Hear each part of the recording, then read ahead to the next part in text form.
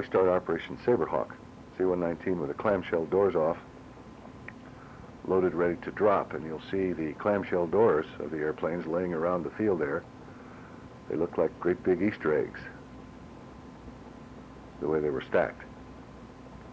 C-119 had to fly with the doors off if equipment drops were being done. The Army came down with all their parachute riggers, and they loaded the airplanes and rigged everything for the drop. All we did was drive the airplane. That's a shot from inside the cargo compartment of the load, and now we're flying at altitude. You see the load tied down. It's on 2 long rows of roller skate wheels. So when it was time to drop, they just pushed it out. Picture of Sergeant Quackenbush, who was the engineer on this particular airplane. We were the lead aircraft in this group, and that is a picture of Colonel Redrick, Colonel Noel Redrick, who was the squadron commander. He was in charge of the whole mission. The pilot is Captain Connor, who was the chief pilot at the time, and the co-pilot is Lieutenant Oldenburg. We had a navigator on this crew because it's necessary to have a navigator anytime you're going to drop troops or equipment. It's good Captain Connor. He's a good pilot. And of course, I had to sit in the idiot seat. We've got 6 people in that cockpit. It was rather crowded. On this particular day, the weather was very bad. We dropped down and drove around through the clouds for about an hour and a half and never could find the drop zone. So we hauled the equipment back.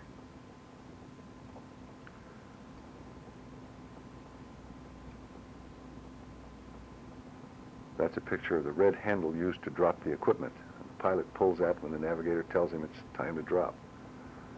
And I was able to get a message back that we didn't drop because of bad weather.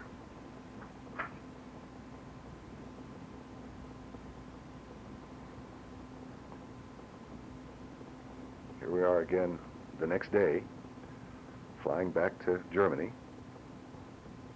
That's pure air out there, folks. There's no window there.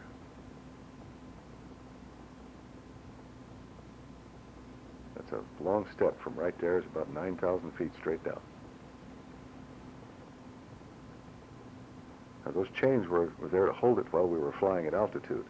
When we got ready to drop, they took the chains off. We're making a turn into the drop zone.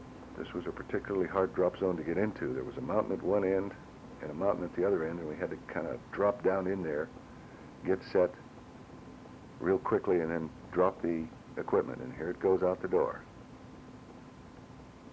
over the end. If you'll watch in the distance, you'll see the parachutes open. And it's at this point where I forgot what I was doing and got on those roller skate wheels, started rolling down toward the open door, and almost fell out of the airplane. There's the parachutes in the distance. We hit the drop zone right on the button. This is where I got on the roller skate wheels. And the camera had a lock button. And apparently when I fell down, I locked the button so the camera's still running all this time.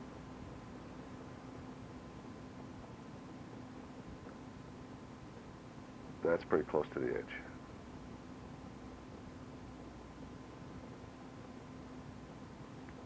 Didn't have time to be scared till later on. Back in the cockpit again. We're climbing out after the drop.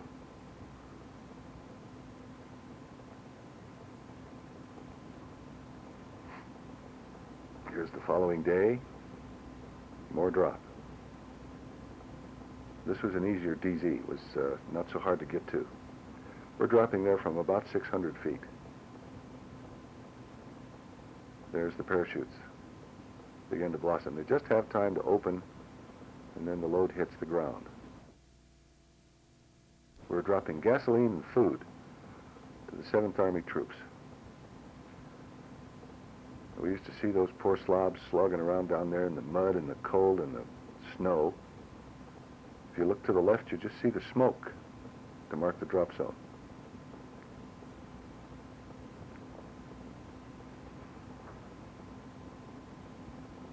See, those guys aren't getting too close to that door either.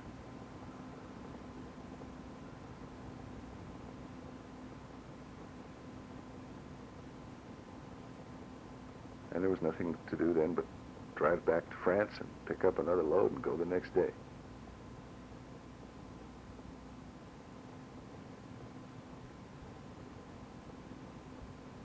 Now we're back at altitude.